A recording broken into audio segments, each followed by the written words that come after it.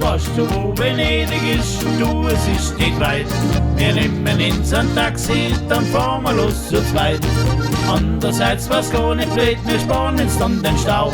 Drum kaufen wir in so Zottelbock, das wird eine super Schau. Ja, dann reiten wir mit dem Gasbock an die Adria. Wenn's ein guter Bock ist, sind wir übermorgen da. Und dann kaufen wir uns Spaghetti und ein Fassel Wein. Und der Bock verschnauft, dann reiten wir wieder heim.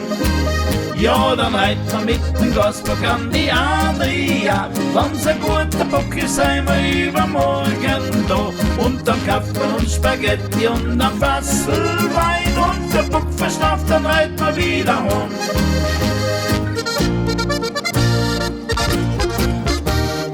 Auf sein Hosen kriegt der Bock einen Mercedes-Stern.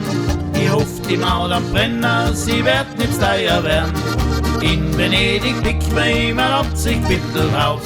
Und wenn der Bock ins abwirft, dann steigt man wieder auf. Ja, dann reiten wir mit dem Gasbock an die Adria. Wenn's ein guter Bock ist, sind wir übermorgen da. Und dann kaufen wir uns Spaghetti und ein Fassel Wein. Und der Bock verstauft, dann reiten wir wieder heim.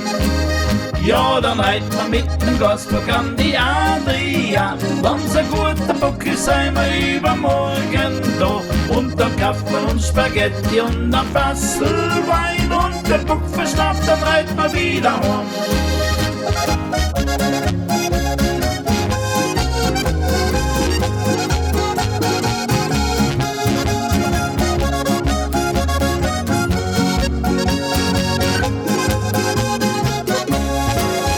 Am Grande Canale, da besucht man dann meine Tante. Und auf dem Markusplatz, da macht man dann den Gasbock-Tanz.